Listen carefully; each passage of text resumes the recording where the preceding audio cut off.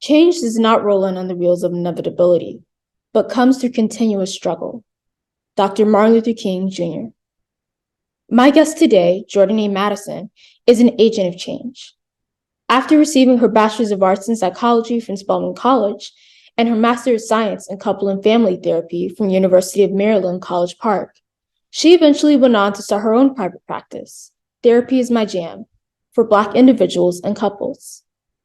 A licensed clinical marriage and family therapist, she has made it her mission to provide Black women and men with the tools that they need to become healthier and healed individuals and reduce the stigma of mental health in the Black community. Stay tuned for an important conversation with my Spelman sister, Jordan A. Madison.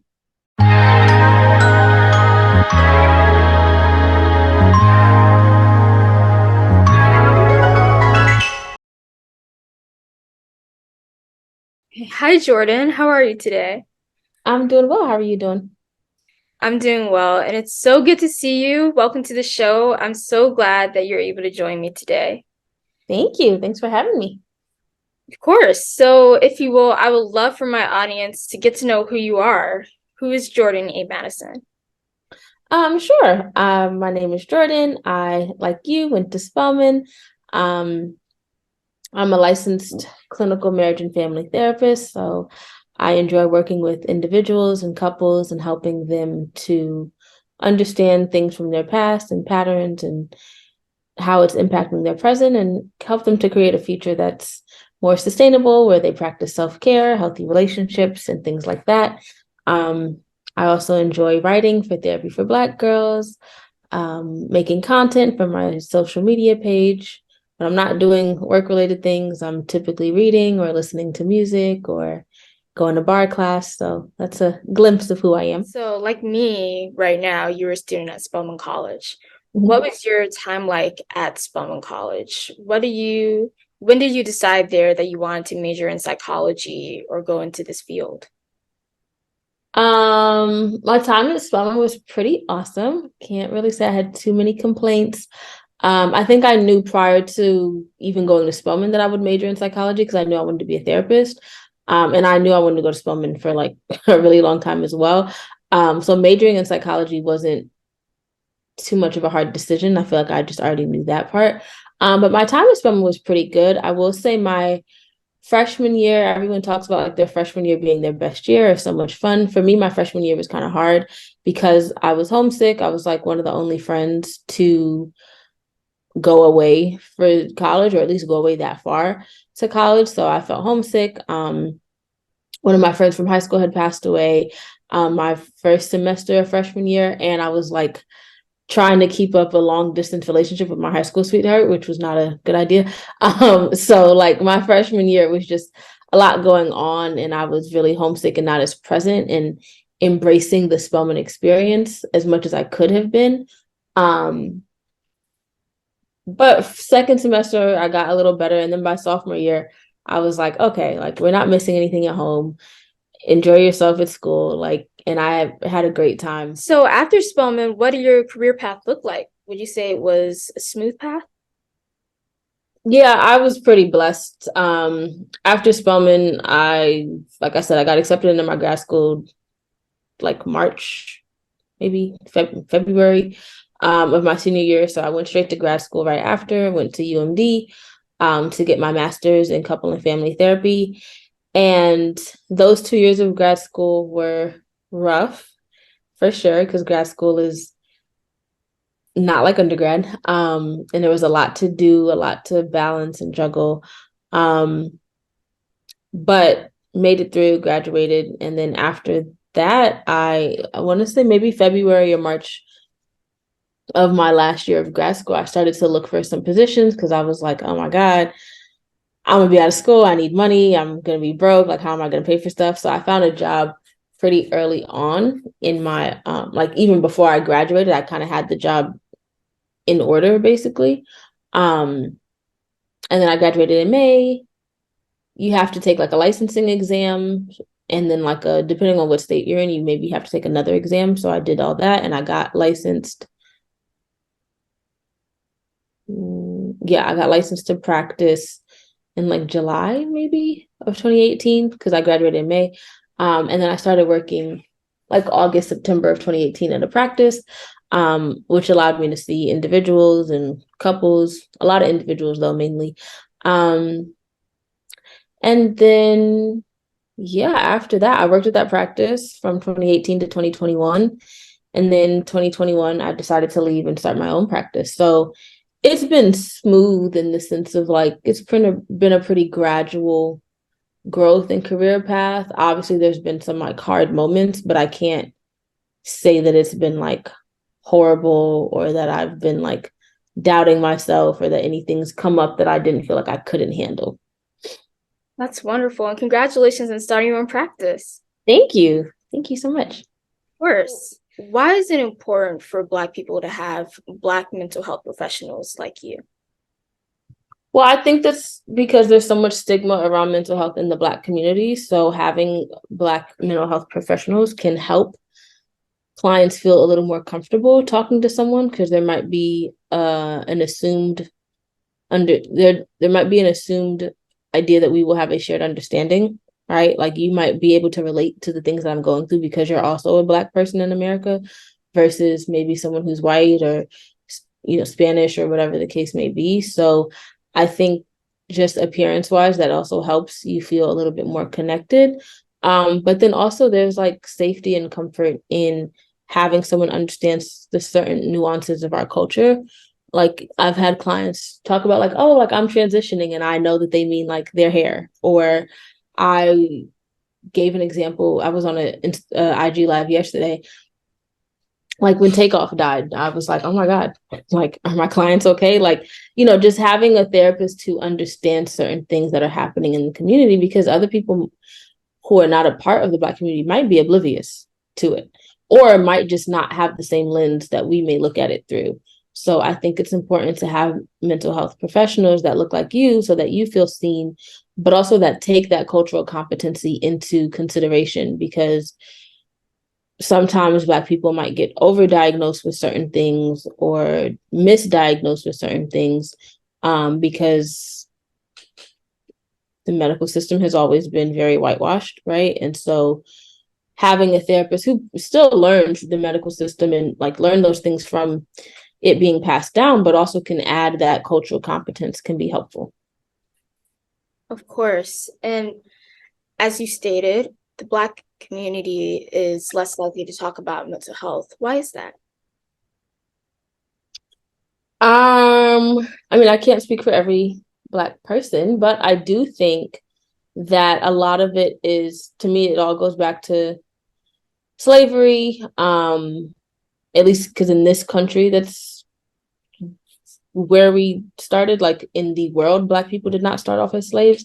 But in this country, we were stripped from our homes. We were brought here. We endured horrible, horrible things in the Middle Passage and then horrible, horrible things once we got here. So talking about stuff probably didn't feel like it would help because it's like, what's the point of talking about it? Like, I'm still going to have to do such and such tomorrow, or I still run the chance of like being killed or whipped tomorrow or whatever the case may be.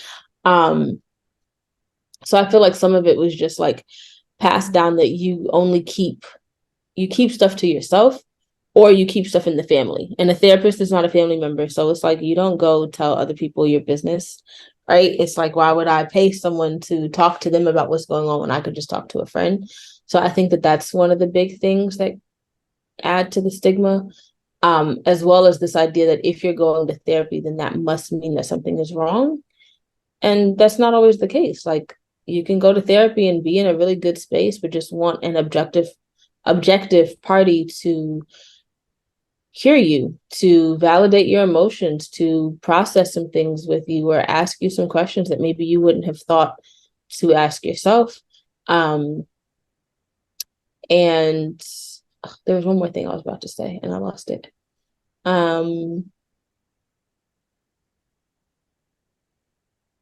Yeah, and just having someone that's objective, like people might feel like, well, if I can talk to my friends, what's the difference? But like your friends know you. You might feel embarrassed to tell your friends certain things, or you might tell them something, but like you're gonna see them again in your own settings, or they might know other people that you know. With a therapist, you're seeing them in this one setting typically once a week or, whatever the case may be. And so you can unload and unwind and process what's going on. And then not have to see them in your day-to-day life. And therapy, again, doesn't have to be about something's wrong. It can be preventative. It can be you learning skills, how to handle anxiety when it comes up or how to manage depression when it comes up for you. Like, therapy doesn't always have to mean that you're currently like not okay or crazy or whatever the negative messages we receive. Of course. And I also know that religion plays a large role in this stigma. Because it's all like, well, you're not supposed to worry. You're supposed to just trust in God or just pray about it. And like, I identify as Christian. I believe in God. I pray. I go to church. I read my Bible. And you can still have a therapist and do those things. You can trust in God and still feel worried or still feel scared. Like, that's a human emotion. That's normal. So it doesn't mean that you have to pick one or the other, or it doesn't mean having a therapist means that you don't trust God or that you're not trusting him to like pull you through. I mean, if anything, God also created therapists. So he created them as tools for you, to go through whatever you're experiencing. Wow, thank you for that insight. And so earlier, of course, we talked about your experience at Spelman College. And right now at Spelman, there's a lot of conversation around mental health, which is wonderful. But during your time there, what was the approach to or the general consensus around mental health? There was conversation about it. Peppers was kind of that liaison between the students and the counseling center. People didn't always have the best experiences with the counseling center. I never went to the counseling center as a client, so I can't speak on it myself from personal experience, but just from things I heard, people had mixed experiences. But taking care of your mental health was discussed. We tried to do like self-care activities or stuff to look for. I'm sure that it's even more prevalent on campus now because y'all have gone through going to school in a pandemic, being isolated. Like, I graduated in 2016. So that was 4 years before COVID even happened. And I think from 2016, well, if I started in 2012 to 2016, a lot of changes happened around mental health, but then also 2016 to now, people are more open about it. It's more of a discussion and a topic of conversation. So I'm sure that Spelman's probably doing a bit more now, but I did always feel like Spelman would have different events to like make sure that you're not getting too stressed or overwhelmed or anxious with finals. Like, there was always a party, there was always a DJ in the cafeteria. Like, there was always something to help you like loosen up or relax a bit. Right. Thank you for detailing that. So, of course, Black people of low socioeconomic status have disproportionate access to mental health care. How do you attempt to reach this sector of the community?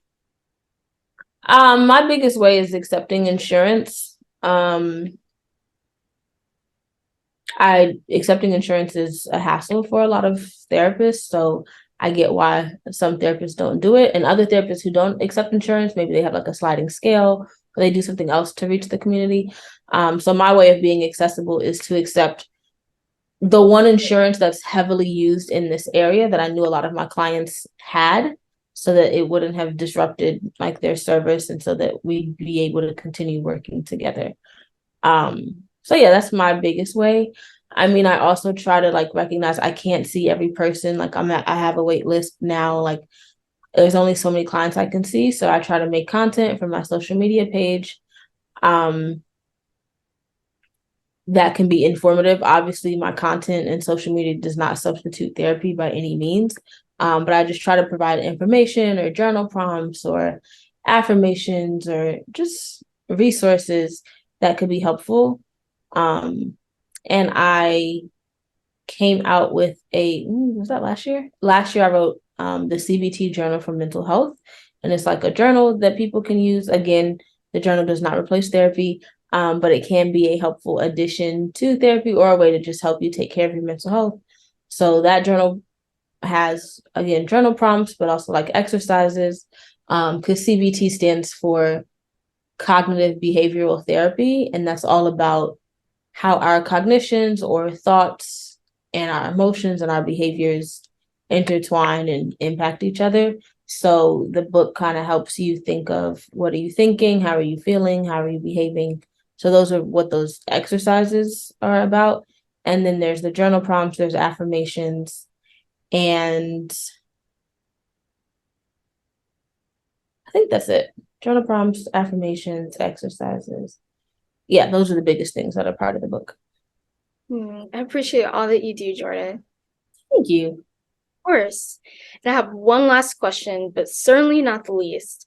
What are everyday practices that Black people, specifically Black women, can do to maintain and improve their mental health? What's in your toolbox? In my toolbox, I journal, I take naps, I read. I have been going to bar class, which is like the workout classes with the ballet bars. Very hard. I've been doing that a lot. Sometimes I do yoga, meditate, talk to friends. Trying to look around to see what else I do. I take care of my plants. I light candles. Sometimes I make hair masks and have a hair day. What else is in my toolbox? And then I just like set boundaries. Like I don't see clients on Fridays, so that's helpful. Fridays are supposed to be the day that I do like administrative work or, finish therapy notes or bill clients for stuff, or bill insurance, I should say. But yeah, sometimes I do. Sometimes I don't, because Friday is the day that I don't see clients. So it depends. I give myself grace and I try to be gentle with myself a lot. I plan out my week so that helps me stay organized and think of what I have to do and create to-do lists. For some people that might be overwhelming, but for me it's helpful. And with a to-do list, I'm like, okay, what has to get done versus like, if it doesn't, then that's okay. And what can I prioritize versus like, how can I give myself a break? Those are all great tips, Jordan. Thank you so much for your time today. No problem. Thank you so much for having me. Of course. Thank you for listening to today's episode of the Mira Elizabeth Show. I hope you are inspired. Be sure to download, follow me on your socials, and stream the next episode.